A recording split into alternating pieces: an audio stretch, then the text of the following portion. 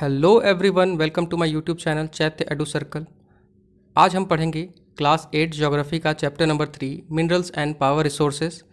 ये वीडियो इस चैप्टर का पार्ट 2 है। पार्ट 1 ऑलरेडी मैंने कवर कर चुका हूँ, तो जिन बच्चों ने पार्ट 1 नहीं देखा है वो पहले जाके पार्ट 1 देख लो, क्योंकि उसमें मैंने बेसिक से बताया है मिनरल्स क्या होता है, कितने टाइप्स के मिनरल्स होते हैं, मिनरल का एक्सट्रैक्शन कैसे होता है, उसका यूज़ क्या होता है और उसको कैसे कंजर्व कर सकते हैं हम। सो अगर आप बिना पार्ट 1 देखे पार्ट 2 देखोगे तो शायद आपको थोड़ा प्रॉब्लम हो समझने में। चलो स्टार्ट करते हैं मिनरल एंड पावर रिसोर्सेज का सेकेंड पार्ट, पावर रिसोर्सेज। देखो यहाँ बोला गया है पावर रिसोर्स क्या होता है, तो यहाँ पे एक एग्जांपल से हमें समझाया गया है कि एक लड़का है शनि जो स्कूल जाता है। उसकी मम्मी सुबह सुबह उठ के सबसे पहला काम करती है कि गीज़र ऑन करती है कि सनी जो है वो गर्म गर्म पानी से नहा के जाए स्कूल। फिर उसके बाद रश करती है जल्दी से जाकर एक ग्लास ऑफ ऑरेंज जूस बनाती है सनी के लिए ब्लेंडर में, कि सनी ऑरेंज जूस पी के उसको विटामिन सी बॉडी में अच्छा बना रहे। फिर उसकी माँ सनी को बोलती है कि जाओ उठो जाके नहा लो। जब वो नहा रहा होता है तो उसकी माँ बोलती है कि सनी अगर तुम्हारा नहाना हो गया हो तो आके ब्रेकफास्ट कर लो। कब बोलती है उसकी माँ? जब वो खाना बनाते रहती है गैस स्टोव पर, ठीक है। While going to school Sunny forget to switch off lights and fans. तो स्कूल जाने समय सनी जो है वो लाइट और फैन को ऑफ करना भूल जाता है। तो भूल जाता है तो क्या होगा? अब उसकी माँ जाके ऑफ करेगी। When mother switch them of she think, वो सोचती हैं that life in the cities may be more comfortable but it dependence more and more on gadget all of which consume energy. तो सनी की माँ यहाँ सोच रही है कि हमारा जो लाइफ है सिटीज़ में वो तो बहुत ज़्यादा कंफर्टेबल हो गया है, पर हमारा जो डिपेंडेंस है गैजेट पे वो थोड़ा सा बढ़ गया है, और जो ये गैजेट्स हैं वो बहुत ज़्यादा एनर्जी कंज्यूम करती है, जिसके कारण क्या होता है कि एक गैप बन जाता है बिटवीन हमारा डिमांड और हमारा सप्लाई के बीच में। देखो, अब हमारा जो डिमांड है वो तो इंक्रीज़ हो रहा है, क्योंकि पॉपुलेशन इंक्रीज़ हो रहा है तो डिमांड इंक्रीज़ होगा, बट जो रिसोर्स है वो तो हमारा फिक्स है, इंक्रीज़ नहीं हो सकता। तो वही उसकी माँ यहाँ सोच रही है। और उसकी माँ ये भी सोच रही है कि साइंस और टेक्नोलॉजी हमारे लाइफ में आने की वजह से हमारा जो लाइफ है, बहुत लाइफ स्टाइल जो है वो बहुत स्पीडली चेंज हो रहा है, ठीक है। अब देखो यहाँ बोला गया है कि power and energy play a vital role in our life. Power और एनर्जी जो होता है वो बहुत इम्पॉर्टेंट, बहुत वाइटल रोल प्ले करता है हमारे लाइफ में।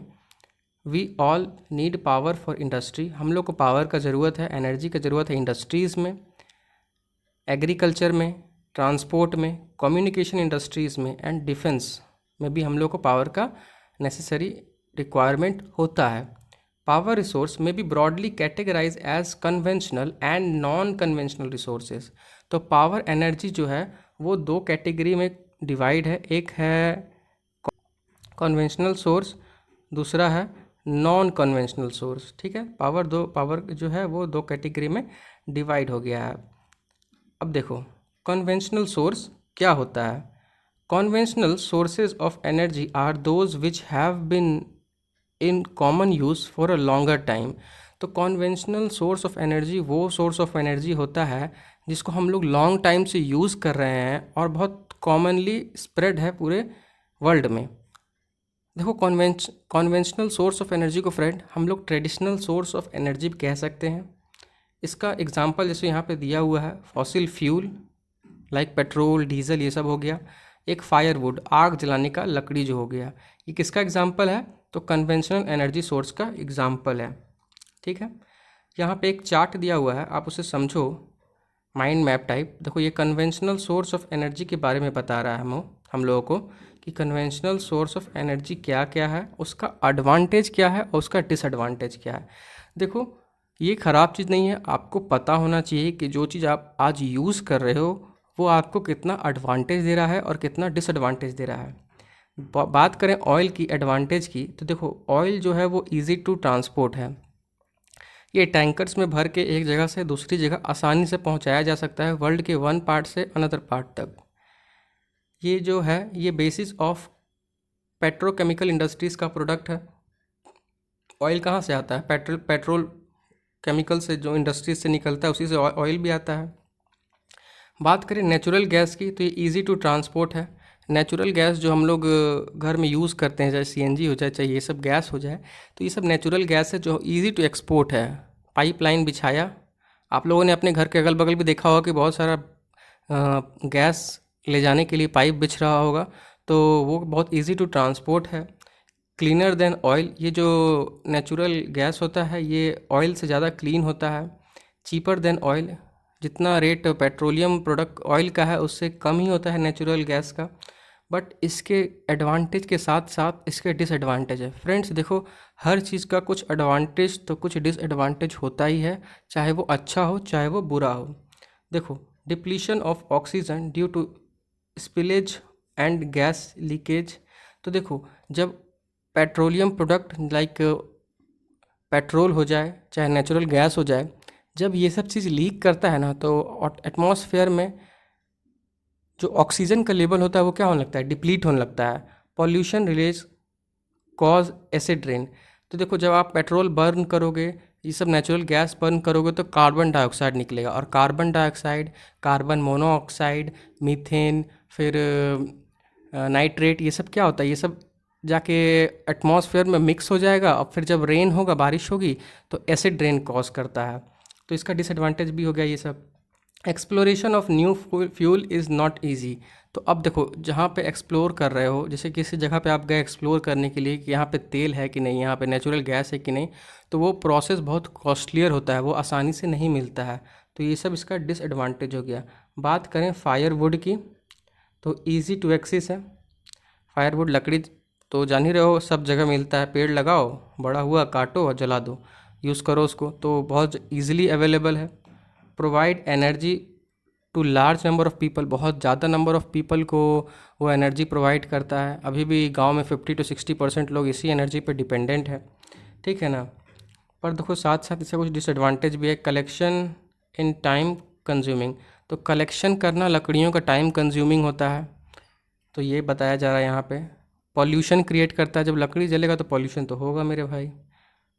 प्रमोटिंग ग्रीन हाउस इफ़ेक्ट, अब देखो पॉल्यूशन होता है तो स्मोक निकलता है उससे, तो वो स्मोक क्या करता है? ग्रीन हाउस इफ़ेक्ट करता है, हमारे ओजोन लेयर को डिफ्लीट करता है। डिफॉरेस्टेशन, अब लकड़ी चाहिए तो पेड़ तो काटना होगा, तो पेड़ कटेगा तो फिर डिफॉरेस्टेशन होगा। तो डिफॉरेस्टेशन से क्या क्या प्रॉब्लम एसोसिएटेड है हमारे सॉइल में, वो आप मुझे कमेंट में बताओगे, ठीक है। देखो, कोल का बात करें तो कोल का भी कुछ एडवांटेज है, जैसे एक्सटेंसिवली अवेलेबल है, बहुत अच्छे अमाउंट में कोल अवेलेबल है। एफिशिएंट कन्वर्जन टू इलेक्ट्रिसिटी, तो देखो कोल को बहुत आसानी से हम लोग इलेक्ट्रिसिटी में कंज्यूम, मतलब इलेक्ट्रिसिटी में कन्वर्ट कर सकते हैं, उसको जला के उससे यूज़ कर सकते हैं हम लोग इलेक्ट्रिसिटी प्रोड्यूस में, ठीक है। पर साथ साथ इसका कुछ डिसएडवांटेज भी है, जैसे पॉल्यूटिंग सोर्स है। देखो, कोल जो है वो अच्छा पॉल्यूटिंग सोर्स है, क्योंकि अच्छा अमाउंट में ये हमारे नेचर को पॉल्यूट करता है, तो ये भी हो सकता है। बल्कि टू ट्रांसपोर्ट, कोल देखो बहुत भारी होता है, इसको एक जगह से दूसरे जगह ले जाने में बहुत हमारा मनी और रिसोर्स वेस्ट होता है, क्योंकि भारी होता है, बड़े बड़े ट्रकों में लाद के इसे ले जाना होता है। बात करें हाइडल पावर की, तो देखो हाइडल पावर किसको बोलते हैं फ्रेंड? नॉन पॉल्यूटिंग सोर्स होता है ये। हाइडल पावर जैसे हो गया डैम, तो ये सब क्या होता है? Non polluting source of energy, electricity से प्रोड्यूस होता है। प्रमोट इरिगेशन एंड फिशिंग में भी प्रमोट करता है। चीप प्रोडक्शन भी होता है। डिस्प्लेसमेंट, देखो अब इसका डिसएडवांटेज का बात करें तो डिस्प्लेसमेंट हो जाता है लोकल कम्युनिटी। अब देखो, जहाँ पे डैम बन रहा है तो वो पहले उस जगह पे कोई रहता होगा, पर जब डैम बनने वाला होता है तो वहाँ से लोगों को हटा दिया जाता है, डिस्प्लेस हो जाते हैं लोग, तो वो क्रिएट कर रहा है यहाँ पे इन्यूडेट्स लो।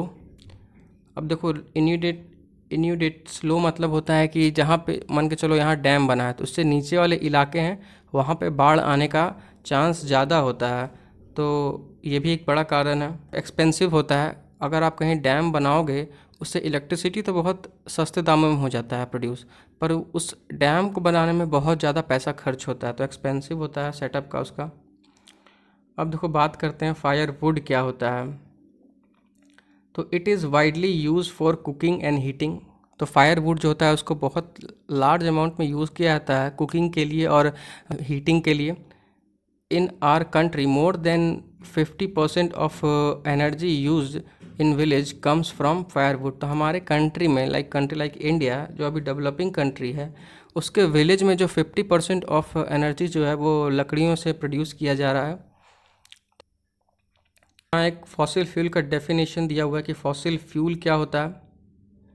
तो remains of plant and animal which were buried under the earth for a millions of years got converted by heat and pressure into fossil fuel. तो जब प्लांट का और एनिमल का रिमेन्स जो होता है, उसका जो अवशेष होता है, वो धरती के अंदर, ज़मीन के अंदर दब जाता है, ब्यूरिड हो जाता है मिलियंस ऑफ ईयर्स के लिए, तो वो क्या चीज़ कन्वर्ट हो जाता है फॉसिल फ्यूल में एक पर्टिकुलर अमाउंट ऑफ हीट और उस पर प्रेशर लगने के बाद। ठीक है, तो ये डेफिनेशन हो गया। अगर आपसे पूछता है कहीं 2 मार्क्स में, 3 मार्क्स में कि फॉसिल फ्यूल क्या होता है, तो आप ये डेफिनेशन लिख सकते हो। ठीक है, such as coal, petroleum, natural gas are the main source of conventional energy. तो अब कन्वेंशनल एनर्जी का मेन सोर्स की बात करें तो कोल, पेट्रोलियम, नेचुरल गैस, ये सब मेन सोर्स है कन्वेंशनल एनर्जी का। The reserve of these minerals is limited. इस सब मिनरल्स का रिज़र्व लिमिटेड है। क्यों लिमिटेड है? क्योंकि ये सब मिनरल्स जो है वो मिलियंस ऑफ ईयर्स पहले बना था, तो अभी तो ये पॉसिबल नहीं है कि उसको तुरंत बना लेना, तो ये लिमिटेड है। जितना है उसी को हम लोग को यूज़ करना है। ये फिर मिलियंस ऑफ ईयर्स बाद बनेगा, बट अभी का क्या, अभी तो उसको यूज़ करना होगा जुडिशियस वे में, क्योंकि अभी तो रिसोर्स जो है वो लिमिटेड है। The rate at which the growing world population is consuming then is far greater than the rate of their formation. तो बोल रहा है कि जिस तरीके से, जिस अमाउंट में हम लोग यूज़ कर रहे हैं कन्वेंशनल सोर्सेस का, एनर्जी का, तो वो जो है वो बहुत ज़्यादा है कंपेयर टू जिस अमाउंट में जो एनर्जी है वो फॉर्म हुआ है। बोला जा रहा है यहाँ कि जो लार्ज अमाउंट ऑफ हम लोग एनर्जी यूज़ कर रहे हैं उसको रिड्यूस करना चाहिए, क्योंकि जो हमारा रिसोर्स है वो लिमिटेड है।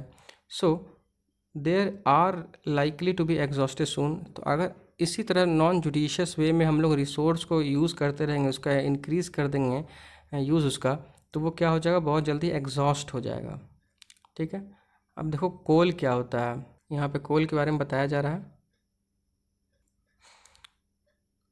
कोल, तो this is most abundant fossil fuel. तो ये जो कोल है वो मोस्ट एबंडेंटली फाउंड किया जाता है पूरे वर्ल्ड में, सबसे ज़्यादा पाया जाता है coal. It is use as a domestic fuel की तरह यूज़ किया जाता है।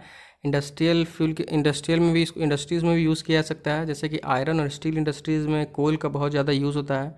इसको स्टीम इंजन में हम यूज़ करते हैं, किस लिए, जनरेट करने के लिए, इलेक्ट्रिसिटी जनरेट करने के लिए। Electricity from coal is called thermal power. तो जब हम लोग इलेक्ट्रिसिटी कोल से जनरेट करते हैं तो उसे थर्मल पावर कहते हैं। The coal which we using today was formed millions of years ago when a giant fir and swamp got buried under the layer of earth। देखो यहाँ बोला जा रहा है कि जो कोल हम लोग आज यूज़ कर रहे हैं उसका फॉर्मेशन जो है वो आज से मिलियंस ऑफ ईयर्स पहले हुआ था, जब स्वाम्प, जो बड़ा बड़ा स्वाम्प जो होता है ना, गीली मिट्टी जो होता है जगह, उसको स्वाम्प बोलते हैं, कीचड़ वाला जगह। तो जब वो धरती के अंदर दब गया था तो वो पर्टिकुलर हीट और टेम्परेचर के कारण वो कोयला में कन्वर्ट हो गया।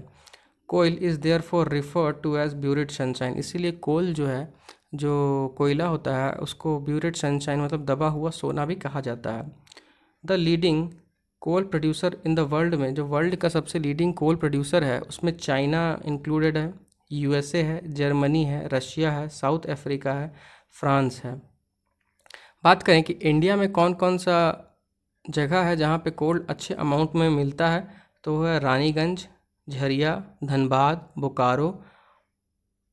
ये सब कहाँ का पार्ट है? ये सब जो डिस्ट्रिक्ट दिया हुआ है, धनबाद, बोकारो, झरिया, ये सब झारखंड का डिस्ट्रिक्ट्स है। ठीक है, अब देखो पेट्रोल की बात करते हैं। तो पेट्रोल क्या है? Petroleum, the petrol that keeps your car running. जो पेट्रोल हम लोग के गाड़ी को रन करने में मदद करता है। The oil keeps our cycling from squeezing. जब बरसात में आपका साइकिल जो काएँ काएँ आवाज़ करने लगता है, बारिश में भीगने के कारण, तो आप उसमें तेल डालते हो, तो वो जो तेल है वो सब क्या है, पेट्रोलियम प्रोडक्ट है। Both begin at a thick black liquid call petrol. तो ये सब जो है वो स्टार्ट होता है कहाँ से, प्रोडक्शन इसका एक थिक काला ब्लैक लिक्विड होता है, उन सब चीज़ों से इसके निकाला जाता है। ये फाउंड होता है बिटवीन लेयर्स ऑफ रॉक, ठीक है, और इसे ड्रिल करके निकाला जाता है फ्रॉम ऑयल फील्ड। लोकेट होता है ये सब of source and coastal region. तो ये जो थिक ब्लैक लिक्विड है, जो हम लोग गाड़ी में एज अ पेट्रोल यूज़ करते हैं, साइकिल में डालते हैं एज अ ग्रीस, और डिफरेंट डिफरेंट टाइप्स ऑफ उसके यूजेस हैं। तो ये जो है इसको ड्रिल करके निकाला जाता है। मैंने आपको पिछले पार्ट में बताया है कि ड्रिलिंग क्या होता है। मैं फिर बता देता हूँ। जब हम लोग अर्थ में वेल कुआं जैसा छेद करके उससे फिर मिनरल्स को निकालते हैं, चाहे वो पेट्रोल हो जाए चाहे और अदर मिनरल्स हो जाएं, तो उसे ड्रिलिंग कहते हैं। तो इसे ड्रिल करके निकाला जाता है। कहाँ से निकाला जाता है, तो रॉक के बीच से निकाला जाता है, क्योंकि ये जो पेट्रोल है ये ऐसा मिनरल है जिसे हम लोग सेडिमेंट रॉक में पाते हैं। तो वहाँ से उसे निकाला जाता है। फिर उसको क्या किया जाता है कि निकालने के बाद उसे रिफाइनरी में भेजा जाता है। रिफाइनरी में ये क्रूड ऑयल जो है उसको रिफाइनरी से उसको रिफ़ाइन करके उसको डिफरेंट डिफरेंट प्रोडक्ट बनाया जाता है, जैसे कि डीजल बनता है क्रूड ऑयल से ही, पेट्रोल बनता है, केरोसिन बनता है, वैक्स बनता है, प्लास्टिक बनता है, लुब्रिकेंट्स बनता है। तो ये सब चीज़ जो है इसका डेरिवेटिव है। ये सब मतलब क्रूड ऑयल से इतना चीज़ बनता है, ठीक है। Petrol are derivative, petrol and its derivative are called black gold. तो पेट्रोल और उससे पाया जाने वाला ये सब जो सामान है उसको काला सोना भी कहा जाता है। एज़ दे आर वैल्यूएबल, क्योंकि ये सब जो है वो बहुत महंगा बिकता है बाज़ार में। The chief petroleum producing country बात करें, मतलब जो वर्ल्ड का सबसे अच्छा पेट्रोलियम प्रोड्यूसिंग कंट्री है, जो अच्छा अमाउंट में प्रोड्यूस कर रहा है, उसमें ईरान आता है, इराक आता है, सऊदी अरेबिया आता है, कतर आता है। तो ये सब जो है चीफ अच्छा अमाउंट में पेट्रोलियम प्रोडक्ट कर रहा है। अदर मेजर प्रोड्यूसिंग कंट्रीज़ की बात करें, और कौन कौन कंट्री अच्छा प्रोड्यूस कर रहा है या कर सकता है, तो यूएसए है, रशिया है, वेनेजुएला है, अल्जीरिया है। अब बात करें इंडिया में कि कौन कौन सा जगह पे पेट्रोल पाया जाता है, तो the leading producer in India are Digboi in Assam. तो असम का एक डिस्ट्रिक्ट है दिग्बोई, वहाँ पे मिलता है। बॉम्बे हाई इन मुंबई, तो मुंबई में एक जगह है बॉम्बे हाई, वहाँ पे पेट्रोल मिलता है। Delta of Krishna and Godavari river, तो कृष्णा और गोदावरी रिवर का जो डेल्टा है वहाँ मिलता है। देखो अगर ये इंडिया का अगर बात करें कि ये इंडिया का मैप है, तो इधर वेस्टर्न साइड से ईस्टर्न साइड दो नदी गुजरती है, कृष्णा और गोदावरी। तो इसके किनारे भी पेट्रोल मिलता है, ठीक है। देखो यहाँ पे एक ओरिजिन वर्ड पेट्रोल का जो है वर्ड है, पेट्रोल जो वर्ड है उसका ओरिजिन कैसे हुआ है। तो जो पेट्रोल वर्ड है वो दो वर्ड से मिल के बना है, एक पेट्रा, दूसरा ओलियम। तो पेट्रोलियम, तो पेट्रा मीन्स होता है रॉक, पेट्रा मीन्स होता है रॉक, और ओलियम मीन्स होता है ऑयल। तो जो ऐसा ऑयल जो रॉक से निकाला जाए, ठीक है, कौन सा रॉक, तो सेडिमेंट रॉक, तो उसे क्या कहते हैं, पेट्रोलियम कहते हैं। चलो देखो अब नेचुरल गैस क्या होता है। देखो अब नेचुरल गैस क्या होता है। तो natural gas is found with petroleum deposit and is release when crude oil is to bout to the surface. तो जब हम लोग ड्रिलिंग करके जब क्रूड ऑयल को निकालते हैं ना, सरफेस पे लाते हैं ना, तो सरफेस पे लाने के दौरान उसमें से कई गैसेस निकलती है, तो उन गैसों को बोलते हैं नेचुरल गैस, ठीक है। It can be use as a domestic and industrial fuel. तो नेचुरल गैस जो होता है उसको हम लोग डोमेस्टिक फ्यूल की तरह भी यूज़ करते हैं और इंडस्ट्रियल फ्यूल की तरह यूज़ करते हैं।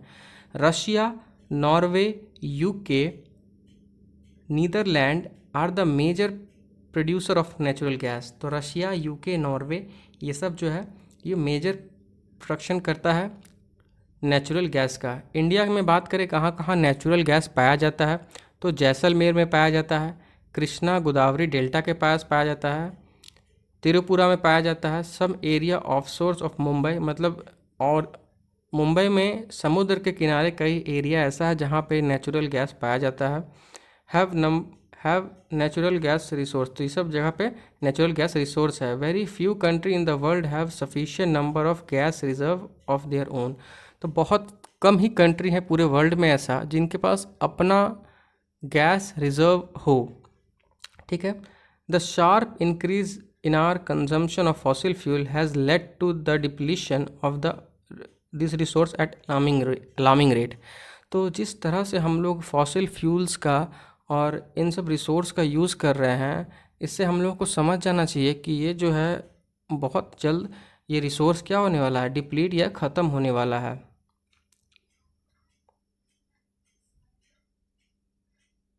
The toxic pollutant released from burning of these fuels are also cause for concern।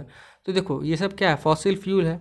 तो ये सब जब बर्न करते हैं, जब इसको यूज़ करते हैं, चाहे व्हीकल हो जाए चाहे इंडस्ट्री हो जाए, तो बहुत large amount of carbon dioxide, carbon monoxide निकलता है, जो हमारे इन्वायरमेंट को भी पॉल्यूट करता है और हमारे ह्यूमन बॉडी को भी प्रॉब्लम क्रिएट करता है। तो ये जो फॉसिल फ्यूल का जो वेस्ट है वो भी एक बहुत बड़ा कंसर्न है। Unchecked burning of fossil fuel, like unchecked dripping tap while which will eventually run dry।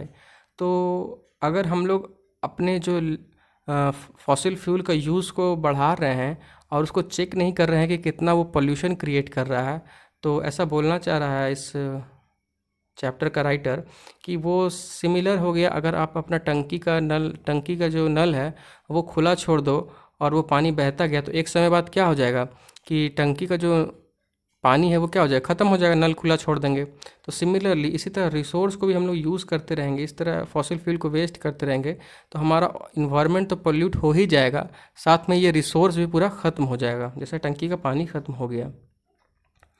अब देखो हाइडल पावर के बारे में किया जा रहा है कि हाइडल पावर होता क्या है। तो हाइडल पावर रेन वाटर और रिवर वाटर को स्टोर किया जाता है डैम में, जो एक हाइट के से गिराया जाता है पानी को टरबाइंस पे, तो उसको हाइडल पावर कहते हैं, ठीक है ना। देखो हाइडल पावर नाम से मत जाओ, ये बहुत इजी है। ये देखो यहाँ पे पिक्चर में दिया हुआ है, ये एक डैम बना हुआ है किसी रिवर पे, जिससे क्या हो रहा है कि सीमेंट पिलर्स का यूज़ करके इस डैम को के फ्लो को रोक दिया जाता है, एक ऊंचाई पे से बनाया जाता है कि ऊपर से पानी नीचे की तरफ गिरे। The falling water flow through pipes की तरह सब थ्रू इस पानी को गिराया जाता है टरबाइन ब्लेड्स पे, जो प्लेस्ड होता है at the bottom of the dam, जो डैम के नीचे होता है, जो आपको ऐसे दिखेगा नहीं पर उसमें इसके नीचे टरबाइंस लगे हुए होते हैं और पाइप्स उस पर पानी छोड़ा जाता है। The moving blade then turn the generator to produce electricity. अब देखो यहाँ पे एक इमेज में बहुत अच्छा समझाया गया है। देखो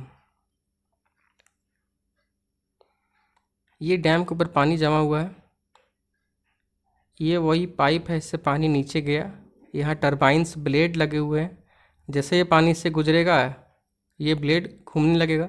ये ब्लेड जो है ऊपर जनरेटर से कनेक्टेड है, तो ये जब ये ब्लेड घूमेगा तो ये जनरेटर भी घूमेगा, तो जनरेटर घूमने से क्या होगा, इलेक्ट्रिसिटी प्रोड्यूस होगा। सो उससे क्या होता है, इलेक्ट्रिसिटी फिर प्रोड्यूस किया जाता है, उसको फिर स्टोर करके फिर सिटीज़ में से भेजा जाता है। The moving blade then turn the generator to produce electricity, उससे इलेक्ट्रिसिटी प्रोड्यूस होगा। This is called hydro electricity. तो जब हम लोग इलेक्ट्रिसिटी पानी से प्रोड्यूस करते हैं तो उसको हम लोग क्या कहते हैं, हाइड्रो इलेक्ट्रिसिटी कहते हैं। The water discharge after the generation of electricity is use for irrigation. अब देखो यहाँ से जो पानी निकल गया बाहर, तो अब वो पानी तो अब इस प्रोजेक्ट का कोई काम कर रहा नहीं, तो फिर उस पानी को क्या किया जाता है, खेत में एग्रीकल्चरल फील्ड में इसे यूज़ किया जाता है। 1/4 of world electricity produce by hydel power. तो बोला जा रहा है कि वर्ल्ड का 1/4 जो इलेक्ट्रिसिटी है, मीन्स वर्ल्ड का अगर समझ लो 100% इलेक्ट्रिसिटी का कंजम्पशन है, तो उसका 25% जो है वो इस हाइडल पावर प्लांट से आता है, ठीक है। The leading producer of hydel power in the world. तो वर्ल्ड में लीडिंग प्रोड्यूसर हाइडल पावर की बात करें तो Paraguay, Norway, Brazil and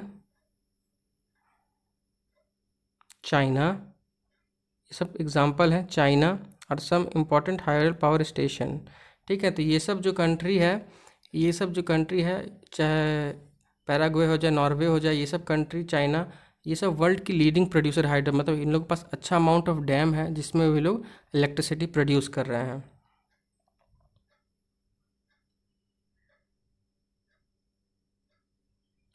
some important hydel power station India की बात करें तो इंडिया में बहुत सारे हाइडल पावर स्टेशन हैं जिनको यूज़ किया जाता है। जैसे देखो यहाँ पे एग्ज़ाम्पल दिया हुआ है, भारत नंगल, गांधी सागर, नागार्जुना, दामोदर वैली प्रोजेक्ट। अब देखो ये भारत नंगल जो है ये कहाँ पे है? ये है हिमाचल प्रदेश में। ये गांधी सागर की बात करें तो ये गांधी सागर है मंदसौर ज़िला, मतलब मंदसौर डिस्ट्रिक्ट में, मध्य प्रदेश में। ठीक है। और ये नागार्जुना की बात करें तो ये है तेलंगाना में है। ठीक है, तेलंगाना के गुंटूर डिस्ट्रिक्ट में है। और दामोदर वैली प्रोजेक्ट की बात करें तो ये है झारखंड में। तो ये सब लोकेशन याद रखो। Non conventional source of energy क्या होता है? देखो, non conventional source of energy, the increase use of fossil fuel is leading to shortage. तो अगर हम लोग का यूज़ जो है वो फॉसिल फ्यूल का, means conventional source of energy का, वो बहुत ज़्यादा है, जिसके कारण क्या होगा कि एक समय के बाद वो शॉर्ट करेगा, और शॉर्टेज हो भी रहा है, प्राइस हाइप हो रहा है, प्राइस बढ़ रहा है उसका। It is estimated that the present rate of consumption continue, the reserve of this fuel will be exhausted. ऐसा माना जा रहा है कि अगर इसी तरह हम लोग इस कन्वेंशनल सोर्स ऑफ एनर्जी को यूज़ करते रहें लाइक फॉसिल फ्यूल, तो वह बहुत जल्दी ख़त्म होने वाला है। Moreover their use also cause environment pollution, और petroleum product in conventional source of energy का जो यूज़ है उसके कारण इन्वायरमेंट पॉल्यूशन बहुत अच्छे स्तर पे हो रहा है, तो जो नहीं होना चाहिए। Therefore there is a need for using non conventional source such as solar energy, wind energy, tidal energy which are renewable. तो हम लोग को इन सब चीज़ों से सबक लेकर नॉन कन्वेंशनल सोर्स की तरफ मूव करना चाहिए, जिसके कारण क्या होगा कि हमारा इन्वायरमेंट पॉल्यूशन नहीं होगा, और हम लोग solar energy, wind energy, tidal energy की तरफ शिफ्ट कर सकते हैं, जो रिन्यूएबल सोर्स ऑफ एनर्जी है, जिससे कोई पॉल्यूशन नहीं होता है। देखो अब सोलर एनर्जी क्या होता है। तो solar energy, sun heat and light energy can be felt by using felt us every day. तो बोला जा रहा है कि सन का जो हीट है, जो लाइट है, वो हम लोग डेली फील करते हैं। Solar energy trapped from the sun can be use. तो देखो सोलर एनर्जी से जो एनर्जी ट्रैप होता है उसको हम लोग यूज़ करते हैं, किस लिए? तो सोलर एनर्जी प्रोड्यूस करने के लिए। देखो यहाँ पे नॉन कन्वेंशनल सोर्स का एग्जांपल दिया हुआ है, इसको भी एक बार अच्छे से मैं आपको समझा देता हूँ कि अगर इससे रिलेटेड कोई क्वेश्चन आए एग्ज़ाम में तो आपका छूटे ना। देखो बात करते हैं विंड एनर्जी। तो विंड एनर्जी भी क्या है? Non conventional source of energy है, रिन्यूएबल सोर्स ऑफ एनर्जी है। विंड क्या है? इस तो विंड एनर्जी से जो हम लोग विंड मिल लगा के एनर्जी प्रोड्यूस करते हैं, उनको पोल्यूशन नहीं करता है। Low cost of production of electricity one setup. एक बार हम लोगों ने उसको सेटअप कर दिया तो इलेक्ट्रिसिटी जो है वो बहुत कम रेट पे बनने लगता है। तो कम रेट पे बनेगा तो कम रेट पे कंज्यूमर को मिलेगा। सेफ़ और क्लीन एनर्जी है, जो एनर्जी बनता है टाइडल मिल से, वो बहुत विंड मिल से, तो वो बहुत सस्ता होता है और सेफ़ होता है, और क्लीन सोर्स ऑफ एनर्जी भी है। बात करें विंड एनर्जी की डिसएडवांटेज के बारे में, तो ये नॉइज़ पोल्यूशन। अब देखो विंड मिल जहाँ लगा होता है ना, वहाँ पे बहुत ज़्यादा नॉइज़ पोल्यूशन होता है, जो बहुत डिस्टर्बिंग होता है।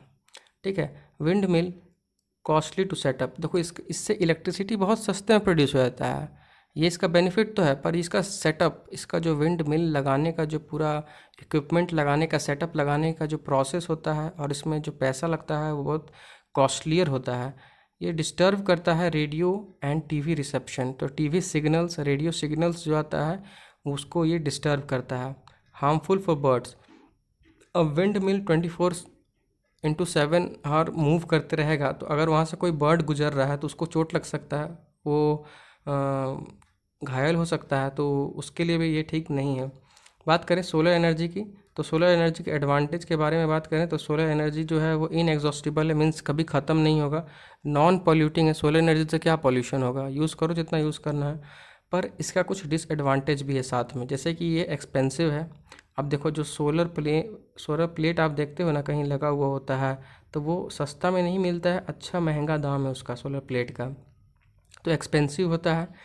Diffuse source so get wasted हो जाता है। तो सोलर एनर्जी जो है वो डिफ्यूज सोर्स है, मतलब अगर सोलर एनर्जी जब हमारे अर्थ में इंटर करता है तो हमारे अर्थ में ऐसे बहुत सारी गैसेस हैं इन्वायरमेंट में जो सोलर एनर्जी को ट्रैप कर लेती हैं। तो जिसके कारण क्या होता है कि हम लोग को जितना हीट चाहिए उतना मिल नहीं पाता है। तो ये क्या डिफ्यूज सोर्स ऑफ एनर्जी है इसका। टाइडल एनर्जी की बात करें तो नॉन पॉल्यूटिंग और इन एग्जॉस्टिबल है। देखो वाटर जो टाइडल एनर्जी है वो कभी ख़त्म होने वाला नहीं है, ठीक है ना। इससे पॉल्यूशन भी नहीं होता है, बट इसका कुछ डिसएडवांटेज है। जैसा कि हम जानते हैं हर चीज़ का एडवांटेज डिसएडवांटेज होता ही है। तो ये डिस्ट्रॉय करता है वाइल्ड लाइफ हैबिटेट को। मीन्स जो पानी में रह रहे हैं लोग, पानी में जो मछलियां हैं और अगल बगल जो वाइल्ड लाइफ है, डैम बनाने में बहुत सारा फॉरेस्ट चल जाता है डैम के अंदर, तो उससे वाइल्ड लाइफ जो है वो डिस्ट्रक्शन होता है। Difficult to harness. अब देखो वाइल्ड जो टाइडल एनर्जी ना होता है ना, इसको बनाने में बहुत ज़्यादा कॉस्ट लगता है और बहुत डिफ़िकल्ट होता है इस चीज़ को बनाने में, ठीक है।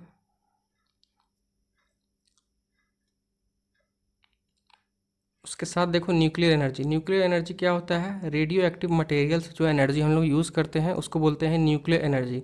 एडवांटेज की बात किया जाए तो large amount of energy generate करता है। अब देखो न्यूक्लियर एनर्जी से हम अगर इलेक्ट्रिसिटी प्रोड्यूस करते हैं तो बहुत ज़्यादा इलेक्ट्रिसिटी प्रोड्यूस हो सकता है, पर साथ ही साथ इसका कुछ डिसएडवांटेज भी है जिसको हमें समझना ज़रूरी है। जैसे ये जनरेट करता है रेडियो एक्टिव वेस्ट। देखो रेडियो एक्टिव वेस्ट जनरेट करता है, मतलब रेडियो एक्टिव वेस्ट ऐसा होता है ना जिससे अगर ह्यूमन उसके कांटेक्ट में आ गया तो ह्यूमन को उससे कैंसर हो सकता है। तो ये रेडियो एक्टिव वेस्ट जनरेट करता है। एक्सपेंसिव है। देखो अब ये जो न्यूक्लियर एनर्जी होता है ना उसमें न्यूक्लियर मटेरियल चाहिए, लाइक थोरियम, यूरेनियम, ये सब मटेरियल चाहिए जो बहुत एक्सपेंसिव होता है और इजीली अवेलेबल भी नहीं है। मीन्स इसका जो सेल है इंटरनेशनल मार्केट में वो बैन है, क्योंकि इन सब मटेरियल्स से एटम बम भी बनाया जाता है। तो जो यूएन है इन सब मटेरियल पे बैन लगा दिया है क्योंकि लोग इसे गलत तरीके से यूज़ कर सकते हैं, ठीक है। तो एक्सपेंसिव होता है ये सब चीज़। बात करें बायोगैस की तो लो कॉस्ट होता है। बायोगैस क्या होता है आगे हम पढ़ेंगे।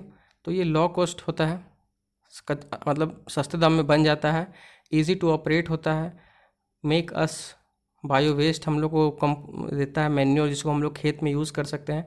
पर साथ साथ इसका कुछ डिसएडवांटेज भी है, जैसे ये ग्रीन हाउस इफ़ेक्ट कॉज करता है, मीन्स ओजोन लेयर डिप्लीट होता है इससे। बात करें जियो थर्मल एनर्जी की तो इसकी उसका भी कुछ एडवांटेज है। Clean, eco friendly and always available है। जियो थर्मल एनर्जी जो है वो क्लीन सोर्स है, ईजिली अवेलेबल है, हर जगह अवेलेबल है, पर साथ में हर जगह अवेलेबल नहीं है। क्लीन है, इको फ्रेंडली और अवेलेबल है, पर ऑलमोस्ट हर पार्ट में अवेलेबल है। डिसएडवांटेज की बात करें तो locate far away from cities, so costly to transport the electricity. तो मतलब मेनली ये सब जो जियो थर्मल एनर्जी है वो आगे हम बात करेंगे, आगे इसका हमारे टॉपिक में है। पर अगर अभी मैं तुम्हें बताऊं तो ये इलेक्ट्रिसिटी जो ये जो जियो थर्मल पार्ट होता है ना, ये शहर से, सिटीज़ से बहुत दूर होता है। तो वहाँ से इलेक्ट्रिसिटी सिटी तक लाना बहुत कॉस्टली हो जाता है। अगर उसे बनाना और लाना इतना कॉस्टली हो जाएगा तो जो कंज्यूमर जो यूज़ करेगा उसको भी कॉस्टली पड़ेगा। तो ये अभी सही नहीं है। सोलर सेल में solar cell to produce electricity. Many of these cells are joined into solar panel to generate power for heating and lighting purpose. तो देखो सोलर जो एनर्जी होता है ना वो सन से एक्सट्रैक्ट किया था। मीन्स ये जो सोलर पैनल आपको यहाँ दिख रहा है, ये सब सोलर पैनल लगा हुआ है। तो ये सब को इस डायरेक्शन में लगाया जाता है कि इस पर सन का लाइट आए, और ये लोग फिर क्या करते हैं, ये सब जो होता है ना एक बैटरी से, एक सेल से कनेक्टेड होता है। जब इस पर लाइट पड़ता है तो वो लाइट एनर्जी से फिर इलेक्ट्रिसिटी में कन्वर्ट होकर एक बैटरी में स्टोर हो जाता है, जिसको हम लोग यूज़ कर सकते हैं किस इलेक्ट्रिसिटी पर्पज़ के, लाइटनिंग के लिए, हीटनिंग के लिए, हीट के लिए यूज़ कर सकते हैं हम लोग इसको, ठीक है। The technology of utilising solar energy benefit a lot of tropical countries that are blessed in abundance of sunshine. तो ऐसा कंट्री जो ट्रॉपिकल जोन में है, जो इक्वेटर और ट्रॉपिक जोन में लाई कर रहा है कंट्री, लाइक इंडिया भी उसमें है, तो वो सब कंट्री के लिए ये एक सनशाइन, एक वरदान है भगवान के लिए, भगवान का, कि हम लोग जो एनर्जी, सन एनर्जी मिल रहा है उसको हम लोग पैनल, सोलर पैनल से एक्सट्रैक्ट करके उसको अच्छे अमाउंट में यूज़ कर सकते हैं। और अभी इंडिया में राजस्थान के कई सारे पार्ट में ऐसा किया भी जा रहा है। Solar energy is also use in solar heater, solar cooker, solar dryer. Beside this use for commodity lightning and traffic signals. तो अभी की बात करें तो सोलर एनर्जी को हम लोग कम्युनिटी लाइटनिंग मीन्स सोसाइटी में लाइट करने के लिए, ट्रैफिक सिग्नल्स पे आपने देखा होगा कि बॉल जो लगा हुआ है, लाइट है, उसके ऊपर एक पैनल प्लेट टाइप का लगा हुआ है, तो वो ऑटोमेटिकली दिन भर चार्ज होता है, फिर वही रात को वो जलता है लाइट। ठीक है, तो इसको हम लोग सोलर कुकर में भी यूज़ कर सकते हैं। सोलर कुकर के बारे में सुना होगा, जो बना सनलाइट से ऑपरेट होता है। सोलर हीटर के बारे में, सोलर ड्रायर के बारे में। ठीक है, यहाँ पे एक एक्टिविटी दिया हुआ है, सोलर कुकर के बारे में बताया गया है कि आप लोग सोलर कुकर को कैसे यूज़ कर सकते हैं। तो एक बर्तन लो, उसे एक अंदर से काला पूरा पेंट कर दो। ठीक है, उसके बाद उसमें पानी भर के एक डब्बा चावल डाल दो और फिर एक शीशे से झाँप दो। तो आप 1-2 घंटा के लिए इसे छोड़ना सनलाइट में, फिर देखना कि 1-2 घंटे बाद वो चावल जो क्या होगा वो पक जाएगा। तो ये किस चीज़ का एग्जांपल है? सोलर कुकर का एग्जांपल हो गया, सोलर एनर्जी का एग्जांपल हो गया। ठीक है, देखो विंड एनर्जी के बारे में। तो विंड एनर्जी जो है वो इनएग्जॉस्टिबल सोर्स ऑफ एनर्जी है, कभी ख़त्म होने वाला एनर्जी नहीं है हवा। Wind mill have been use for grinding grains, lifting water since times immortal. तो विंड मिल का यूज़ किया जा रहा है ग्रेन को, मीन्स जो होता है ना आटा, गेहूँ, चावल, उसको चूरने के लिए, फिर पानी को लिफ्ट करने के लिए भी यूज़ किया जाता है ग्रेन्स का। इन मॉडर्न टाइम में, आज के समय में बात करें तो विंड मिल का हाई स्पीड जो विंड होता है, हाई स्पीड जो उसका क्या बोलते हैं, जो पंखा होता है उसको विंड जो है वो रोटेट करता है, जो इलेक्ट्रिसिटी जो कनेक्टेड होता है एक जनरेटर से, और जिससे इलेक्ट्रिसिटी प्रोड्यूस होता है। समझ लो कि ये पे एक ये विंड मिल है। ठीक है, ये उसके ब्लेड्स हैं ऐसे ऐसे। तो जब इधर से हवा बह के आएगा ना तो ये ऐसे ऐसे घूमने लगेगा, और यहाँ पे ये नीचे मोटर से कनेक्टेड होता है जनरेटर से। तो जब ये घूमेगा ना तो इलेक्ट्रिसिटी प्रोड्यूस होगा, फिर वो एक बैटरी में स्टोर होगा। Wind farms have cluster of such wind mills. तो जहाँ पे विंड फार्म होता है ना, वहाँ पे बहुत सारे क्लस्टर मीन्स लार्ज, मतलब बहुत सारे विंड मिल एक साथ होते हैं, located in a coastal region. तो विंड मिल का ज़्यादातर लोकेशन जो होता है वो कोस्टल रीजन, समुद्र किनारे होता है, जहाँ से फिर हवा उठता है ना तो फिर वो स्पीडली घूमता है। एंड इन माउंटेनियस पासेस, और माउंटेन रीजन में, जहाँ पे ऊंचा पे, जहाँ पे हवा चलते रहे तो वो मूव करते रहे। Where strong and steady winds blow, जहाँ पे लगातार स्ट्रॉन्ग और ठहरा हुआ हवा बहता रहे हमेशा, कभी रुके ना। Wind farm are found in Netherland. तो वर्ल्ड में बात करें कहाँ कहाँ विंड फार्म पाया जाता है, तो नीदरलैंड में पाया जाता है, जर्मनी में पाया जाता है, डेनमार्क में पाया जाता है, यूके, यूएसए, स्पेन में पाया जाता है। इन सब जगहों पे विंड एनर्जी प्रोडक्शन होता है। देखो अब न्यूक्लियर एनर्जी क्या होता है। Nuclear energy, nuclear power is obtained from energy stored in nuclei of atom. तो न्यूक्लियर एनर्जी जो है वो न्यूक्लियाई ऑफ एटम से पाया जाता है, जो naturally occurring radio active element है लाइक यूरेनियम और थोरियम। तो देखो रेडियो एक्टिव मटेरियल वो होता है ना जो हमें नेचुरल फॉर्म में धरती से मिलता है। अब बात करें एटम क्या होता है, तो एटम जो होता है वो किसी भी सबस्टांस का सबसे स्मॉलेस्ट पार्ट होता है। उसके अंदर न्यूक्लियस होता है। न्यूक्लियस में दो तरह के आयन्स पाए जाते हैं, एक पॉजिटिव आयन, एक नेगेटिव। पॉजिटिव को प्रोटॉन बोलते हैं और नेगेटिव को न्यूट्रॉन बोलते हैं। ठीक है, तो इन सब चीज़ों का यूज़ किया जाता है। जैसे ये सब यूरेनियम हो गया, ये सब क्या हो गया, यूरेनियम जो होता है वो रेडियो एक्टिव मटेरियल है, बहुत रेडियो एक्टिव है ये। तो इसको यूज़ किया जाता है ऐसा न्यूक्लियर फिजन के द्वारा। न्यूक्लियर फिजन एक प्रोसेस होता है जहाँ पे न्यूक्लियस को स्प्लिट किया, तोड़ा जाता है दो पार्ट्स में, लाइक उसको जो टूटता है उसको डॉटर न्यूक्लियस बोलते हैं। जैसे एग्जांपल दे दूँ मैं यूरेनियम का, तो यूरेनियम को जब तोड़ा जाता है तो वो बनता है बेरियम और क्रिप्टॉन, ये दो चीज़ बनता है। तो जब फिजन होगा ना, जब दो चीज़ टूटेगा ना, तो बहुत ज़्यादा एनर्जी रिलीज़ होता है। तो एनर्जी रिलीज़ होने के कारण उससे इलेक्ट्रिसिटी प्रोड्यूस किया जा सकता है। ठीक है, बात करें कि वर्ल्ड का जो कहाँ कहाँ न्यूक्लियर एनर्जी प्रोड्यूस हो रहा है, तो यूएसए में, यूरोप में, झारखंड में हो रहा है। Have a large deposit of uranium, तो झारखंड में बहुत लार्ज डिपॉजिट ऑफ यूरेनियम पाया जाता है।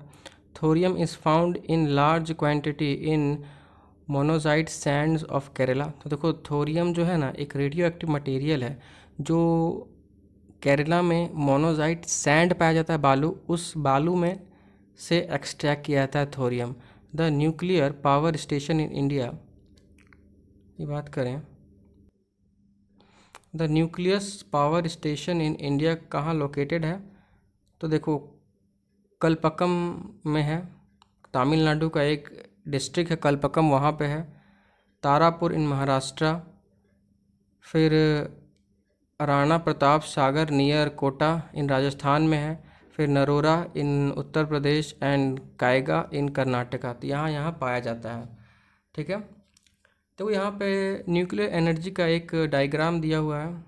ये एक चेम्बर है, न्यूक्लियर रिएक्टर है, जहाँ पे रेडियो एक्टिव मटेरियल को डाला जाता है और वाटर डाला जाता है। ठीक है ना, जब न्यूक्लियर एनर्जी फिजन होता है तो large amount of energy release होता है। तो फिर उस लार्ज अमाउंट ऑफ एनर्जी से ये वाटर जो है वो स्ट्रीम, वाटर जो है वो ऊपर जाता है, और ऊपर जाके फिर वो स्टीम, जब पानी गर्म होगा तो क्या भाप बनेगा, स्टीम का रूप लेता है। फिर वो स्टीम जो है वो इस जाता है टरबाइन में।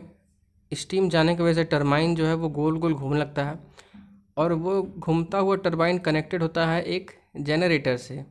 और जनरेटर क्या होता है, फिर जनरेटर घूमने के कारण इलेक्ट्रिसिटी यहाँ प्रोड्यूस हो जाता है।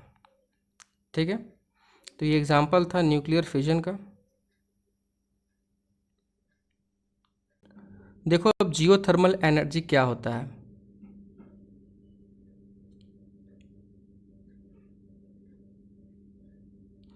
जियोथर्मल एनर्जी, तो heat energy obtain from earth is called geothermal energy.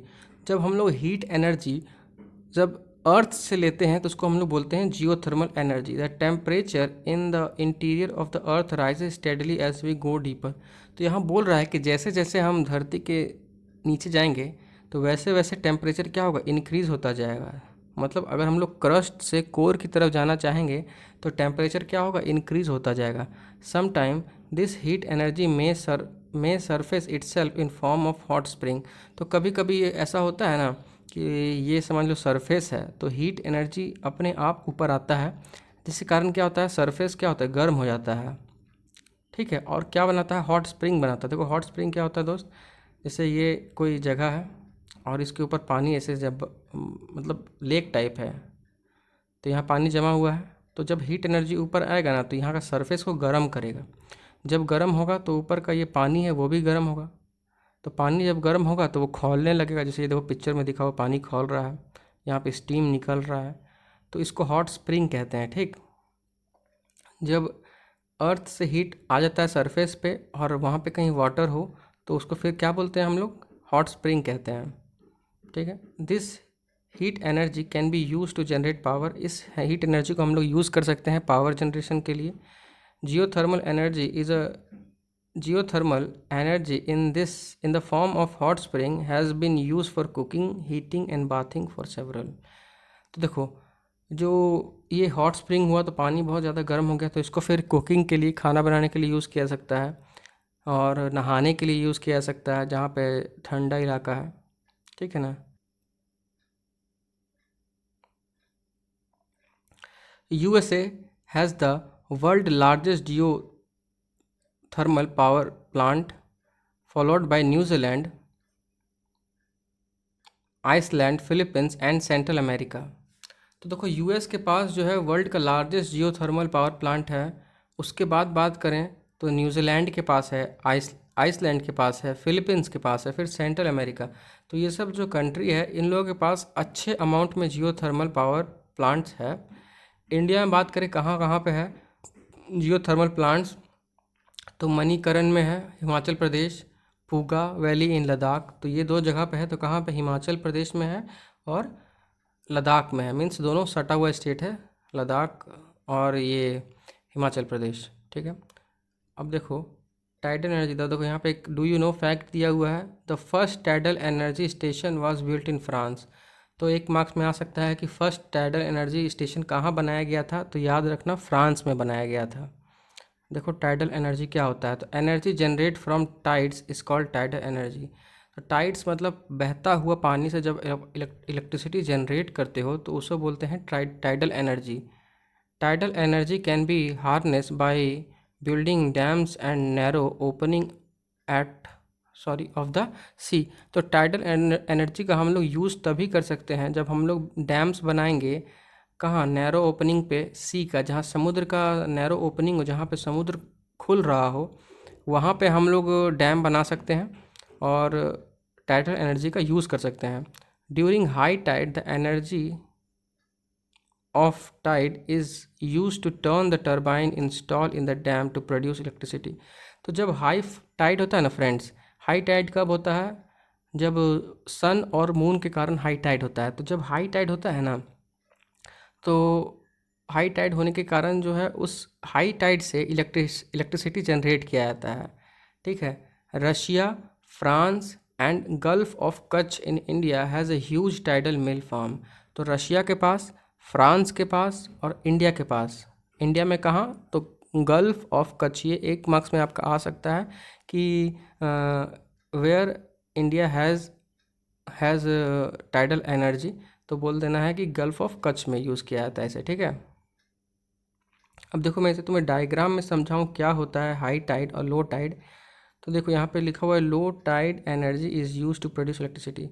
देखो इधर हाई टाइड लिखा हुआ है, जब इस तरफ पानी ज़्यादा होगा कंपेयर टू इस तरफ, रिलेटिवली इस तरफ, अगर इस तरफ पानी ज़्यादा होगा तो क्या होगा, पानी हाई टाइड से लो टाइड की तरफ पानी बहेगा, इस तरफ से पानी इस तरफ बहेगा, इस तरफ, तो इस तरफ बहेगा तो यहाँ पे टरबाइन लगा हुआ है, तो जिसके कारण क्या होगा, पानी जब इधर से बहेगा तो ये टरबाइन ब्लेड से होते हुए जाएगा, तो ब्लेड क्या करेगा, मूव करेगा, फिर ये जो ब्लेड है वो जनरेटर से कनेक्ट होगा, तो फिर वो जनरेटर से इलेक्ट्रिसिटी जनरेट होगा जिसको फिर यूज़ किया जाएगा डिफरेंट डिफरेंट पर्पज़ के लिए। सिमिलरली जब इस तरफ हाई टाइड होगा, इधर पानी कम होगा और इधर पानी ज़्यादा होगा, तो पानी फिर इस तरफ से इस तरफ बहेगा, तो जब इस तरफ से इस तरफ बहेगा तो फिर टरबाइन मूव करेगा और फिर क्या होगा, जनरेटर में इलेक्ट्रिसिटी जनरेट होगा, फिर उसको डिफरेंट पर्पज़ के लिए यूज़ किया सकता है। तो ये है high tide low tide. Biogas क्या होता है, organic waste such as dead plant and animal material को जब यूज़ करते हैं हम लोग, जैसे कि डेड, कभी कई बार एनिमल मर जाता है तो उसको क्या किया जाता है कि इस स्लरी जब पोजीशन यहाँ पे डाल दिया जाता है। फिर किचन का वेस्ट हो गया, ये सब घर का जो वेस्ट होता है वो सब इस जगह पे डाल दिया जाता है, ठीक है ना। Organic waste and dead plant and material, animal dung means cow का जो डंक गोबर होता है, and kitchen waste can be converted into gaseous fuel called biomass. तो इन लोगों का हम लोग जब, जैसे डेड प्लांट हो गया, डेड एनिमल हो गया, किचन का वेस्ट हो गया, काव का जो डंक हो गया, उस सब को हम लोग यूज़ करके जब गैस या फ्यूल बनाते हैं तो उसको हम लोग बायोमास कहते हैं। The organic waste is decomposed by bacteria is in biogas digester to emit biogas which is essential in a mixture of methane and carbon dioxide। तो देखो जब ऑर्गेनिक वेस्ट डाला जाता है और उस पर जब डिकम्पोज़र लाइक बैक्टीरिया एक्ट करता है तो वो क्या होता है, धीरे धीरे सड़ने लगता है, और जब वो सड़ता है ना तो वो गैस एमिट करता है, गैस को, उस गैस को बोलते हैं मीथेन गैस। तो कोई पूछे कि कौन सा गैस होता है बायोगैस में, तो मीथेन होता है और कार्बन डाइऑक्साइड होता है। तो यहाँ से डाले तो वो यहाँ से सीधे यहाँ आ जाएगा, और यहाँ पे आके जब उस पर बैक्टीरिया और फंगी वंगी एक्ट करेगा तो ये क्या करेगा, इससे गैस प्रोड्यूस होगा। यहाँ तो गैस टैंक के ऊपर निकलने का जगह है, तो गैस प्रोड्यूस होगा कौन सा, मीथेन और कार्बन डाइऑक्साइड। फिर यही गैस को हम लोग यूज़ कर सकते हैं कुकिंग के लिए, डिफरेंट डिफरेंट पर्पज़ के लिए इस गैस को यूज़ कर सकते हैं, इस फ्यूल को यूज़ कर सकते हैं, तो इसको ही बायोगैस बोलते हैं। Biogas is an excellent fuel for cooking and lightning and produce huge amount of organic manure each year. तो जो बायोगैस होता है ये अच्छा सोर्स ऑफ माना जाता है, इससे कुकिंग अच्छा किया जा सकता है, इससे प्रोड्यूस किया जा सकता है लाइट भी इससे प्रोड्यूस किया जा सकता है, और इसका जो वेस्ट निकलता है ना वो अच्छा मैन्योर माना जाता है खेत के लिए। तो आप उसे खेत में एज अ फर्टिलाइज़र भी यूज़ किया जा सकता है इसको, ठीक है। Energy in everywhere but can't that harness this energy is both difficult as well as costly. तो एनर्जी तो सब जगह है, पर उसको हार्नेस, उसको यूज़ करना थोड़ा डिफ़िकल्ट है, क्योंकि वो प्रोसेस कॉस्टली हो सकता है।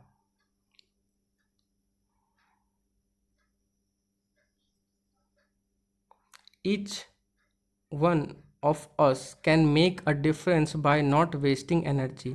तो हम लोग में से हर कोई कुछ डिफरेंस कर सकता है एनर्जी को सेव करने के लिए। तो अगर हम लोग कहीं रूम से बाहर जा रहे हैं तो हम लोग को फ़ैन ऑफ कर देना चाहिए, बॉल ऑफ कर देना चाहिए। उससे क्या होगा कि एनर्जी वेस्ट नहीं होगा। तो हम लोग अपने स्तर पे भी कुछ कुछ काम कर सकते हैं एनर्जी को सेव करने के लिए। Energy save is energy generation. तो ऐसा बोला जाता है कि एनर्जी को बचाना एनर्जी को प्रोड्यूस करने के इक्वल है। Act now and make brighter energy future. तो आज काम करो, आज से एनर्जी बचाना शुरू करो, तो फ्यूचर क्या होगा, एनर्जी में हम लोग का ब्राइट होगा। सेकेंड पार्ट कंप्लीट होता है मिनरल एंड पावर रिसोर्सेज का। अगर आपको इस टॉपिक से, इस चैप्टर से रिलेटेड कुछ भी डाउट हो तो आप कमेंट में पूछ सकते हैं। मैं आपको as soon as possible answer करने की कोशिश करूँगा। Thank you.